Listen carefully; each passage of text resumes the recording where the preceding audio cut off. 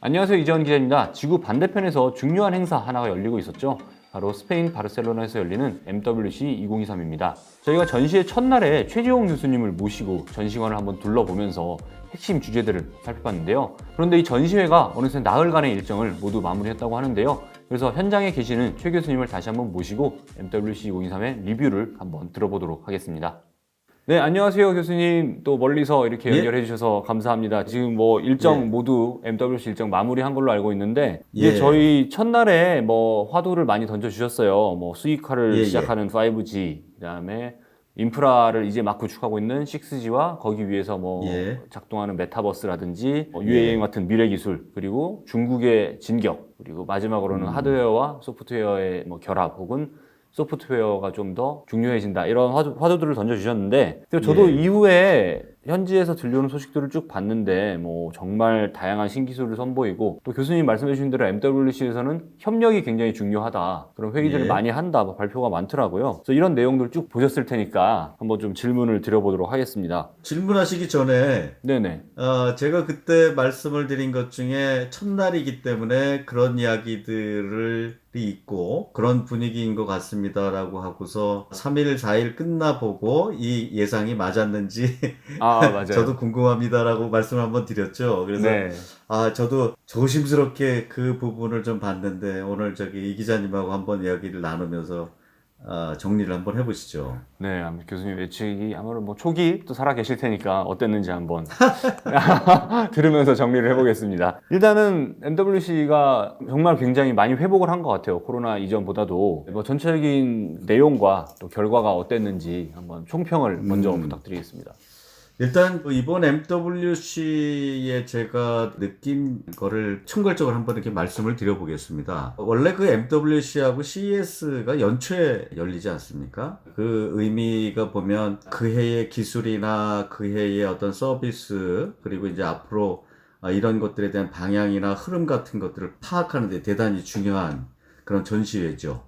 그래서 미래 먹거리를 준비하는 데 큰 몫을 차지하기도 하고, 그 다음에 결과를 이렇게 말씀을 드리는 이유는 과연 관심이 얼마나 많냐라고 하는 부분도 굉장히 중요하죠. 그래서 두 가지로 말씀을 드리면, 이번 MWC의 의미를 저는 굉장히 크게 좀 보고 있는데요. 과거에는 이러한 장을 열지 못했잖아요. 팬데믹 기간 중간에. 정말 상상할 수 없었던 일이죠. 그래서 이러한 것들의 장을 열지 못했던 것들에 대한 답답함을 풀 수 있는 그런 장이 열리면서 정말 사람들이 아주 대단히 활력적으로 활동을 했다라고 하는 부분이고요. 더군다나 플러스 알파로 기술의 흐름까지 한 2, 3년 정도 놓쳤던 그런 기술의 흐름까지 알게 되었다라고 하는 면에서 대단한 의미가 깊었다라고 하는 생각이 듭니다. 그리고 또 하나가 뭐냐면 과연 이러한 전시회를 통해서 과거로 다시 회귀를 할 수 있는지 없는지에 대한 이제 간을 보는 그런 계기가 됐다라고 하는 거죠. 팬데믹 중간에는 디지털 트랜스포메이션이 굉장히 많이 일어났죠. 원격 의료니 아니면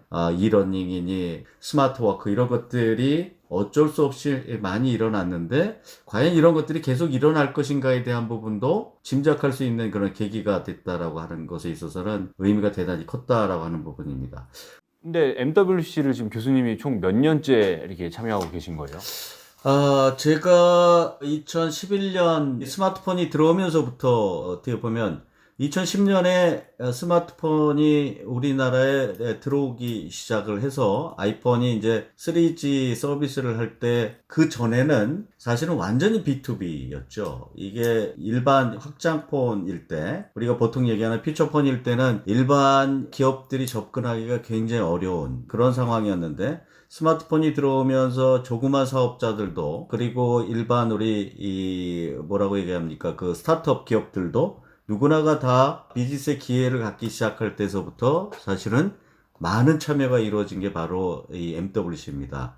그때 이제 같이 참여하기 시작을 했었죠. 그 모바일이라는 게 물론 계속 쭉 이어지고 있지만, 이제는 뭐 모바일을 좀 넘어서 새로운 플랫폼들에 대해서 다들 관심이 많고, 하드웨어 예. 플랫폼에 관심이 많고 그런데 MWC의 위상이 이제 좀 회복은 하긴 했지만 또 계속 이어질 예. 거라고 보세요? 어떻게 보세요? 올해 MWC나 CES를 제가 가본 결과로는 네네. 그냥 느낌을 말씀을 드리면요. 네네. CES든 MWC든 간에 내년을 위한 하나의 간을 보는 그런 계기다라고 저는 생각을 했습니다. 제가 느낀 바로는 올해보다는 내년이 훨씬 더 중요할 거다라고 하는 생각이고요. 양과 질면에 있어서 CS2024 또는 MWC2024가 훨씬 더 클 것이다. 이 이야기는 제가 책임집니다. 책임진다 나왔습니다. 네.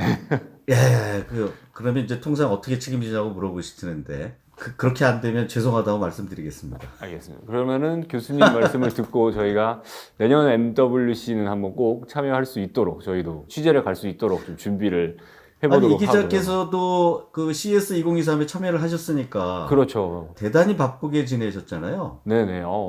예, 정말 사실은 정신 팬데믹 없죠. 기간 중간에 그렇게 바쁘지 않았습니다. 그런데 올해 그렇게 바쁘시게 보낸 거는 사람들이 그만큼 많은 관심을 가지고 있다라고 하는 얘기고요. 네. 약간 주저하던 그런 기업도 내년에는 과감하게 나올 것이기 때문에 제가 농담으로 이 말에 제가 책임집니다라고 말씀을 드렸지만 실제 그런 상황은 벌어질 거라고 예상합니다. 예, 높은 확률로 그렇게 되겠네요, 진짜. 예. 그 MWC는 원래 삼성전자라든지 테크 기업들, 전자 기업들이 신제품을 공개하는 행사로도 좀 유명했잖아요. 우리나라 그렇죠. 예. 폴더블 폰도 아마 삼성이 MWC에서 제가 처음 공개한 걸로 기억을 하는데 예.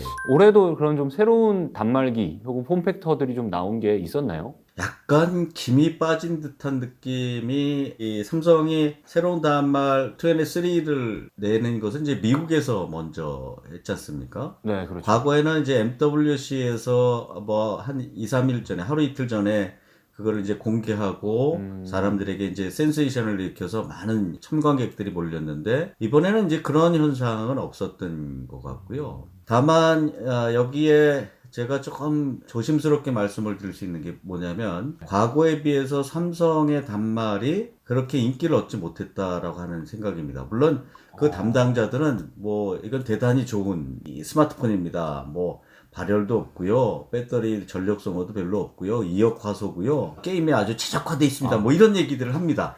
그런데 실제적으로 저는 계속 삼성 부스를 하루 이틀 3일, 4일, 그 다음에 아래서도 보고 위에서도 보고 했을 때는 과거에 비해서 참관객들이 그렇게 많지 않았다. 그리고 이슈화되지 못했다. 이야기를 많이 전문가들 사이에 삼성 단말에 대한 것보다는 솔직히 말씀드려서 네. 오포의 플립 같은 경우는 굉장히 정교하고 작고 그 다음에 밀집도가 높아서 고객들이 삼성폰에 비해서도 훨씬 더군다나 다 이야기되지만 삼성 이 플립보다는 훨씬 더 가격이 싸지 않습니까? 거의 100만 원대 맞아요. 싸고 예. 그것뿐만 아니라 언어에서도 지금은 이제 화웨이의 자회사에서 벗어났지만 결국은 중국 기업인데 이들도 접는 단말의 성능이나 가격이나 이미지를 보면은 굉장히 뛰어나져 있고요. 이 접는 쪽에서는 사실은 화웨이하고 과거에 삼성하고의 경쟁이었는데 지금 화웨이도 뭐 미믹스라고 하는 거나 메이트2 이런 새로운 접는 단말이 대단히 훌륭합니다. 그래서 삼성전자의 지금 23나 아니면 이런 플립 단말이 그렇게 새롭다라고 하든지 아니면 전문가나 소비자들에게 큰 뭐 이슈가 됐다라고 저는 생각하지 않습니다. 그리고 그것이 현실이라고 보고요. 삼성의 위기일 수도 있는데 제가 나중에 사진을 하나 보내드리겠습니다만 네. 고객의 수가 과거에 비해서는 상당히 관심도가 떨어지는 건 분명한 것 같습니다. 이게 그냥 접는다만으로는 사실 그렇게 큰 화제가 될 수는 없는 시대가 됐고 또 어떻게 보면은 이 스마트폰 하드웨어 경쟁, 폼팩터 경쟁이 이제 좀 뭐 무르익었다라고도 볼 수 있을 것 같은데 이 중국 기업 중에 좀 특이한 제품을 가지고 나온 기업이 바로 레노버인데요. 레노버, 예. 우리 과거에 LG 같은 경우는 이제 이 롤러블이 굉장히 많이 사용이 됐었는데, 맞아요. 이 레노버 같은 경우는 이게 슬라이더로 오르락내리락하는 노트북하고 폰을 가지고 나왔더라고요. 그 폰 영상 본 것 같습니다. 이렇게 밀면은 화면이 쫙 커지는 그런 옛날 맞습니다. 옛날 피처폰 같은 방식인데 스크린이 커지는 그런 그 아직까지는 제가 보기에는 뭐 컨셉폰이라고는 이야기하지만 그리고 또 하나가 뭐냐면 그 ZTE가 가지고 나온 것이 바로 3D입니다. 안경을 쓰지 않고요. 오. 3D 노트북, 3D 패드 이런 네. 걸 갖고 나왔는데 이게 과거에 비해서는 이 3D의 깊이가 굉장히 깊어서 지금까지 3D를 가지고 나온 기업이 성공한 전례가 없습니다. 그렇죠. 아시다시피 3D TV나 뭐 3D 패드 이런 것들이 성공한 전례가 없는데 맞습니다. 이거는 많은 사람들이 대단히 신기해하고 대단히 퀄리티가 좋다라고 평가를 하는 걸 봐가지고는 지금 제가 말씀드린 모든 기업들이 다 중국 기업의 거잖아요. 제조입니다. 그 3D 모니터 이런 거는 기억하기로는 CES에서 이제 소니가 한번 보여줬던 걸로, 이번 CES에서 소니가 보여줬던 걸로 기억을 하는데. 예. 저도 봤습니다. 네, 아니 이렇게 되면은 보통은 뭐 중국이 한국이나 일본의 이 제조업들을 카피하고 그래서 빠르게 추격하고 그렇게 저희가 인식을 하고 있는데 이렇게 들으면은 좀 있으면 하드웨어는 중국이 이끌어 나가는 그런 형국이 될 수도 있을 것 같은데 이게 좀 위험한 발언일 수 이 있지만 기자께서 말씀하시는 두 가지 용어, 네. 카피와 추격이라고 하는 용어가 네. 이제는 해당하지 않는다라고 할 정도로 이미 어느 정도 선은 벗어나 있고요. 네. 그 다음에 카피라기보다는 이제 독립적으로 나가기 시작했다라고 하는 그러니까요. 면에 있어서 저는 오히려 한 표를 더 던지고 싶습니다. 이제 추격자의 포지션에서 약간 이끈다까지는 아니어도 거의 비슷하게 이제 가는 그런 모양이네요. 안 그래도 이 기자님께서는 아직도 여전히 우리 이 나라에 대한 어떤 자부심과 그렇죠. 아니면 애국심을 갖고 계신 것 같은데 이게 맞습니다. 참으로 이 실제를 파악해 보면 네. 조만간 넘어설 수도 있는 아니면 이미 넘어섰을지도 모르는 그런 상황이기 때문에 대단히 위기의식을 가져야 되는 그런 상황이라고 저는 개인적으로 생각하고 있고요. LG전자를 교훈 삼으면 길어봤자 3, 4년 그 안에 무엇인가 일어나지 않으면 네. 굉장히 위험하다라고 저는 개인적으로 느끼고 있습니다. 그러니까 이제 두 가지 이유가 있을 것 같은데 하나는 뭐 중국 기업들이 굉장히 기술 발전 속도가 빠른 것도 있고 다른 하나는 이제 하드웨어의 혁신이라는 게 어느 정도 캡이 이제 천장에 좀 다다랐다 저는 이렇게 생각을 하는데 폼팩터가 어느 정도 이제 다들 표준화되다 보니까 그러다 보면 자연스럽게 그 안에 들어가는 소프트웨어가 또 중요해지잖아요. 그 이번에 오픈랜이라는 게 그런 식으로 뭐 하드웨어와 소프트웨어의 결합 혹은 뭐 그런 의미라고 하면 되나요? 이게 조금 기자님께서 물어보시는 건 이제 소프트웨어에 대한 이야기. 제가 지난 첫 옛날에 이 하드웨어보다라기보다는 하드웨어와 소프트웨어 서비스가 이렇게 결합되어 연동되고 결합되는. 그래서 다 중요하지만 이 소프트웨어와 하드웨어의 어떤 결합에 대해서 이야기를 드렸고 그 다음에 소프트웨어가 대단히 우리가 하드웨어를 어떤 한계를 넘을 수 있는 그런 팩트다라고 말씀을 드린 것 같습니다. 네, 맞습니다. 그런 면에서 보면 소프트웨어로 통해서 무엇인가 이제 극복을 하려고 하는 이제 몇 가지 현상들이 있는데요. 제가 약간 놀라웠던 게 뭐냐면 2,000여 개 기업 이상 여기에 나와 있는 기업들 중에 거의 대다수의 기업들이 클라우드를 이야기하고 있습니다. 그래서 이게 마치 MWC가 모바일 월드 클라우드야? 모바일 이렇게 그 정도로 모든 기업들이 클라우드를 얘기했습니다. 그래서 거기에 보시면 중국에서 나온 웨일 클라우드, 알리바바의 클라우드죠.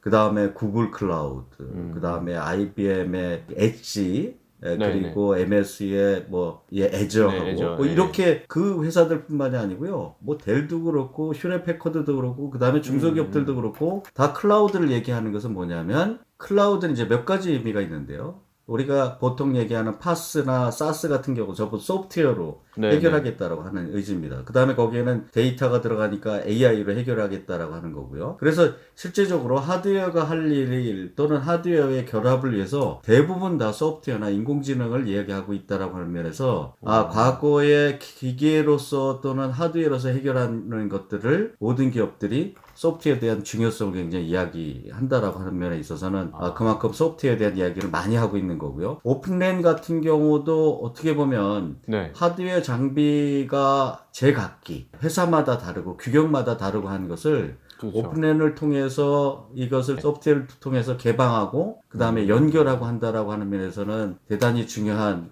요소가 되겠죠. 마치 이번에 또 CES에서 스마트홈 회사들끼리 메터 표준을 만들었듯이 그런 식으로 상호 연동성을 좀 강화하기 위한 이런 노력들이 뭐 이렇게 오픈랜 논의라고 이제 이해를 하면 될까요? 그렇습니다. 왜냐하면 지금 5G에 대한 투자가 너무 많이 들어가다 보니까 이게 네네. 상호 연결하지 않으면 뭐 중계기도 좀 같이 쓰고 예. 아니면 뭐 네트워크 장비들도 좀 같이 쓰고 뭐 이렇게 해야지만이 사실은 그 비용도 떨어지고 개방성도 있기 때문에 그거를 하지 않으면 서로 각자 비용도 많이 들어가고 비효율적이죠. 그래서 오픈랜에 대한 논의가 굉장히 많이 돼 가고 있는 것은 사실입니다. 근데 여기에서도 이해관계가 약간 상충이 돼 있기 때문에 이미 기투자를 많이 해놓은 기업들은 사실 오픈랜에 대한 이야기를 하면서도 약간 꺼림직하겠죠.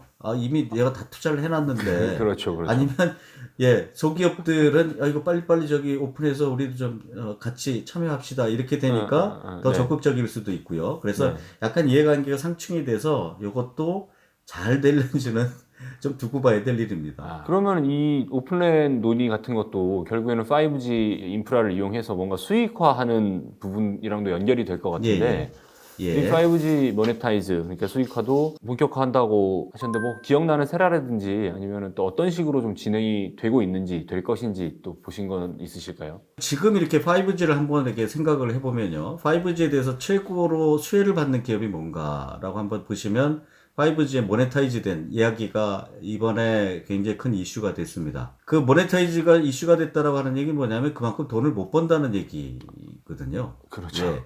만약 돈을 많이 벌고 있으면은 그런 얘기가 나오지 않겠죠. 그래서 저도 곰곰이 생각을 해보니 현재 돈을 벌고 있는 기업은 이제 단말 기업이죠. 휴대폰, 5G 휴대폰. 네네네. 그 다음에 이제 장비 기업들이죠. 거기 뭐 화웨이나 ZTE나 뭐 삼성 네트워크나 게이트웨이 뭐 중계기를 파는 그런 기업들이고요. 라우터 팔고. 네. 그 다음에, 그렇죠. 거기에 또 이제 칩을 파는 뭐 인텔이나 퀄컴, 뭐 AMD 뭐 이런 칩에 대한 기업들, 통신 기업 일부 이외에는 돈을 벌지 못하고 있기 때문에 모네타이즈 된 이야기를 계속 하는 것이다 라고 저는 생각하고 있습니다. 결국 무슨 얘기냐면 이게 5G에 대한 인프라를 가지고 있는 인프라를 까는 기업들이 돈을 벌고 있지 그것에 대한 서비스 기업들이 돈을 벌지 못하고 있구나 이런 생각입니다. 이건 제 개인적인 생각일 수도 있는데 제가 통계를 가지고 있지는 못하지만요. 다만 플랫폼 기업들이나 서비스 기업들이 이 수익이 나오고 있는 것은 5G 때문이 아니라 4G의 확장이라고 이렇게 보시면 되겠습니다. 저는 그렇게 생각하고 있고요.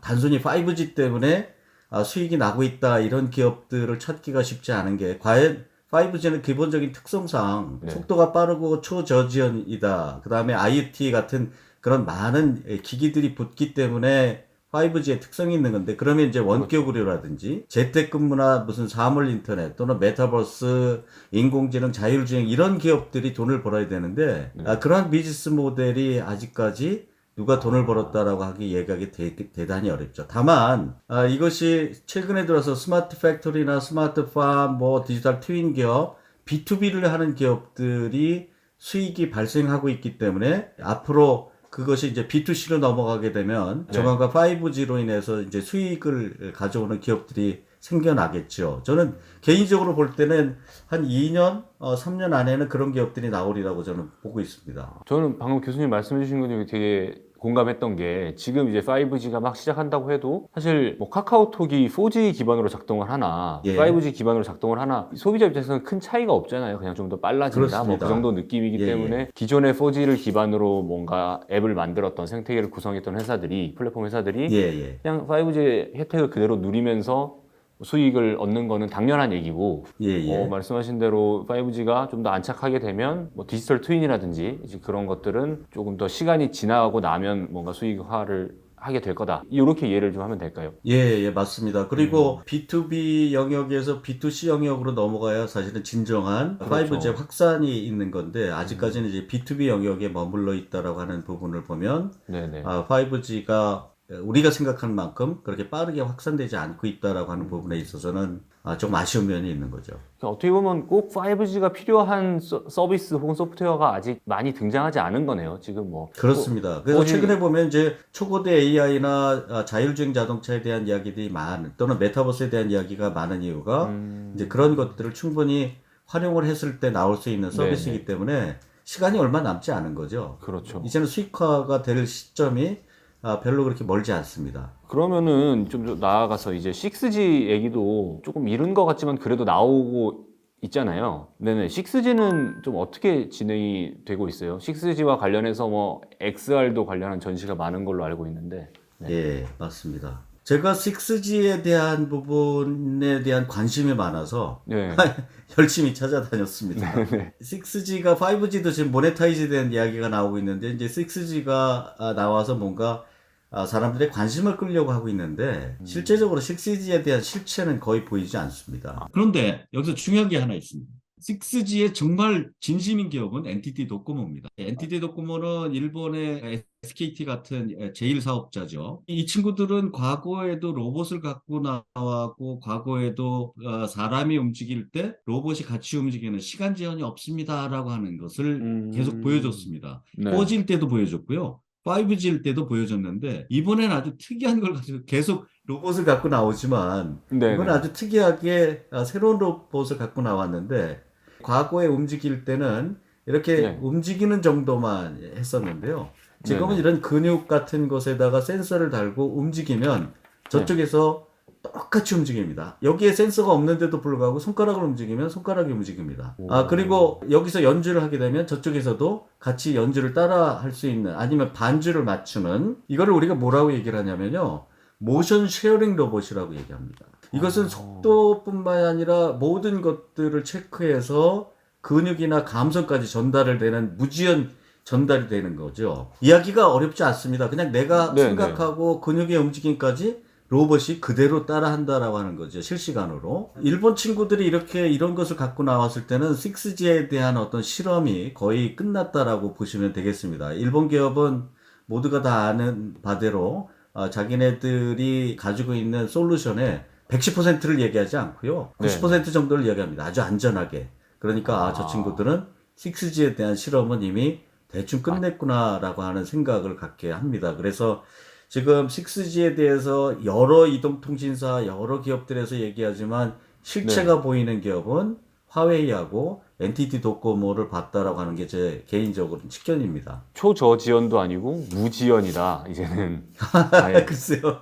그러니까요. 부지연, 영어가 그렇게 되네요. 그 용어가 정말 대단한데요. 또 화웨이 같은 경우도 엄청 크게 이번에 부스를 꾸렸다고 들었어요. 실제로 교수님 한번 가보셨나요? 어떠셨어요?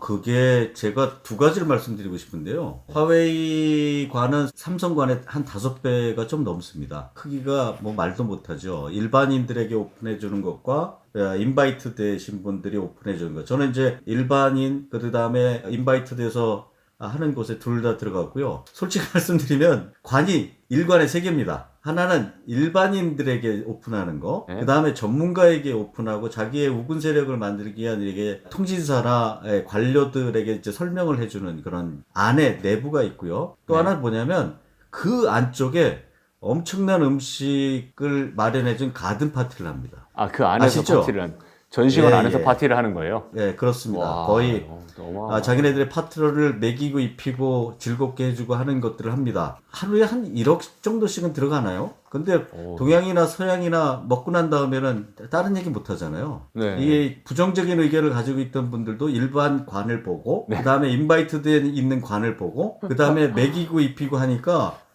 호감이 생깁니다. 무장해제가 되겠네요.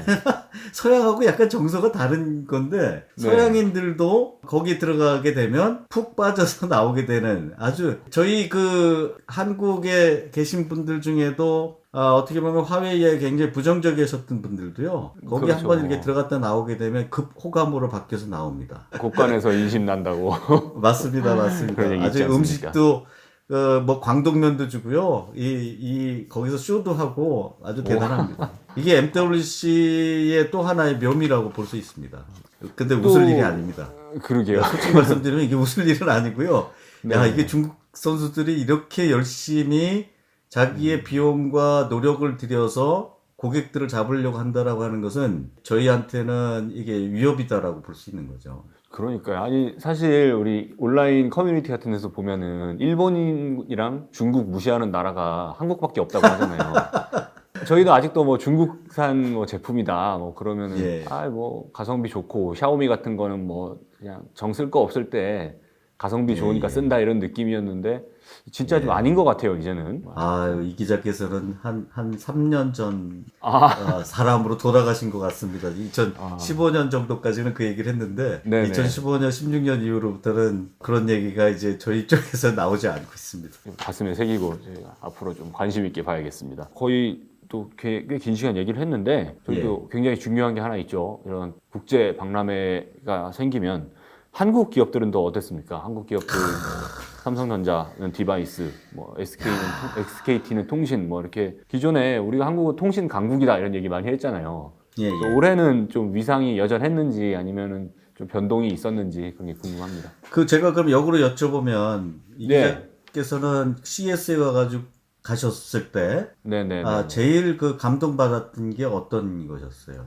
제일 감동받았던 거는 거의 뭐 4일 동안 K-스타트업에서만 왔다 갔다 하신 이유가 그렇게 역동적이라고 하는 거잖아요. 우리나라 네, K-스타트업은. 뭐 많이들 오시고 정말 뭐 많았죠. 그냥 그 소위 관에서 나온 것 많고 학교에서 대학교에서 이렇게 창업하신 예, 맞습니다. 청년들 굉장히 많았죠. 예. 제가 여기서 똑같은 말씀을 드리면 제가 아주 증거를 가지고 있습니다. 제가 오늘 마쳤으니까, MWC가 마쳤으니까 제가 그 결과를 이렇게 봤더니, 네. MWC가 끝날 때쯤 되면, 여기에 MWC에서 이제 글로모라고 하는 어워드를 줍니다.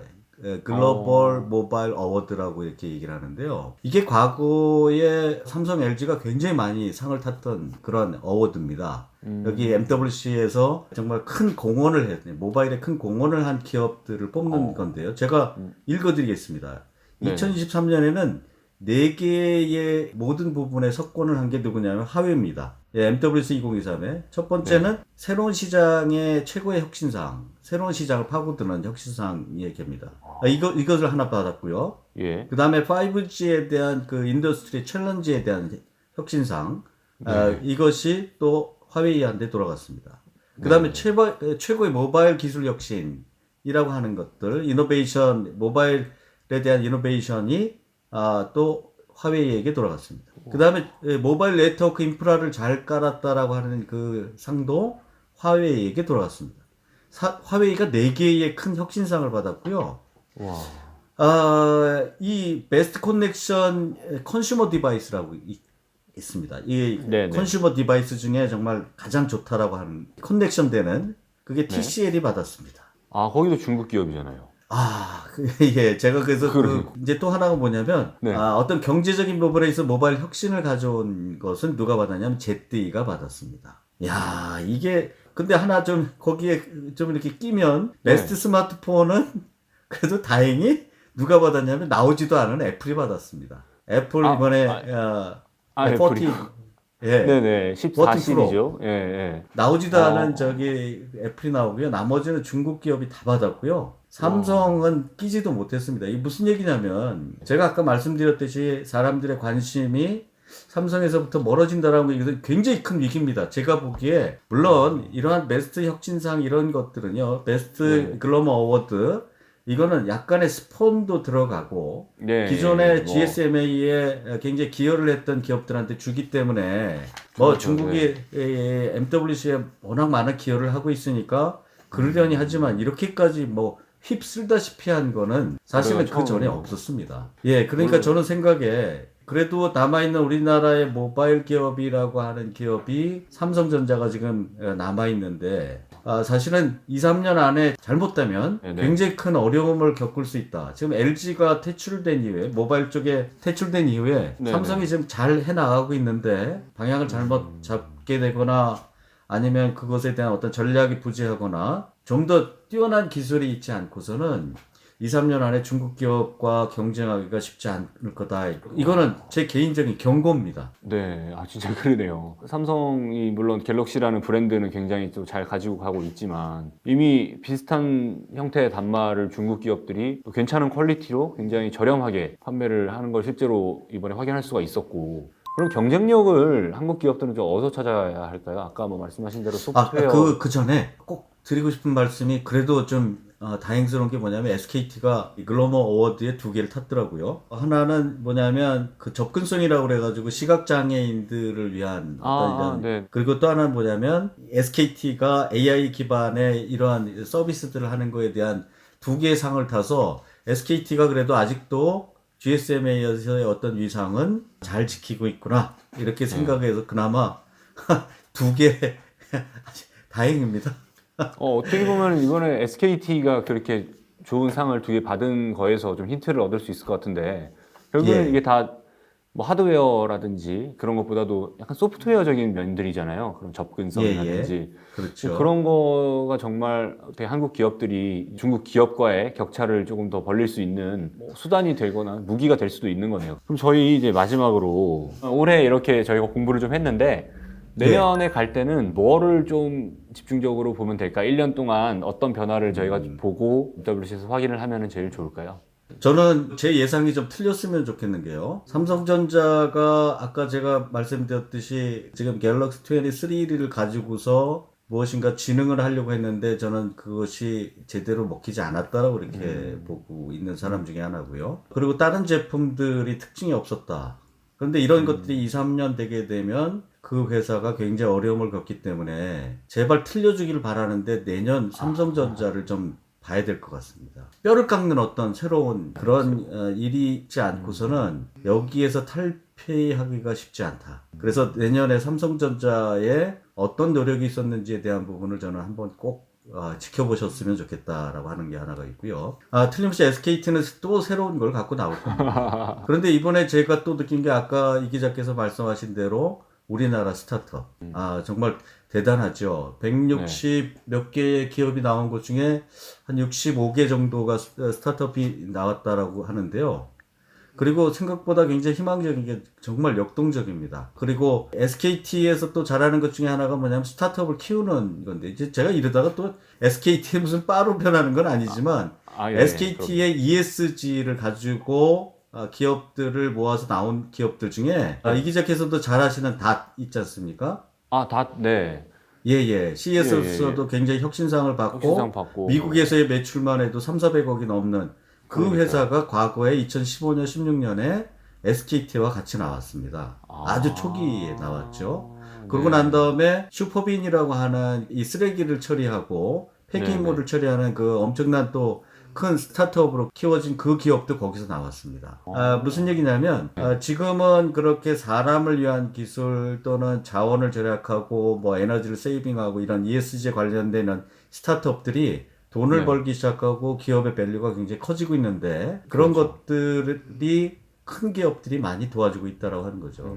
큰 기업의 역할이 그런 게 아닌가라고 생각하고요. 우리가 삼성전자가 단말기를 저렇게 약간의 부진이 있지만 그래도 C랩들이 굉장히 잘하는 것처럼 우리나라의 스타트업을 조금 더 기대를 가지고 보신다라고 하면 저는 단연코 중국 또는 해외 기업들과의 경쟁에 있어서 큰 기업보다도 이러한 기업들이 더 희망적이다라고 저는 예상하고 있어서 그걸 지켜보시게 되면 조금 더 좋지 않을까 이런 생각이 들어갑니다. 그런 것들도 한번 내년에는 꼭 가서 지켜볼 수 있으면 좋을 것 같고 그러니까 지금 말씀해 주신 것 중에 좀 드는 생각이 이 통신이라는 게 뭐 단지 우리가 전화하고 뭐 문자 메시지 보내고 카톡하고 이제 그런 문제를 떠나서 사람과 사람 간의 연결이잖아요. 접근성이라든지 아까 말씀하신 대로 뭐 SKT가 상 받았던 좀 불편하신 분들을 위해서 유용한 기술이 될 수 있는 거고 또 ESG적인 관점에서도 MWC가 굉장히 또 중요하겠다는 생각이 이렇게 문득 듭니다.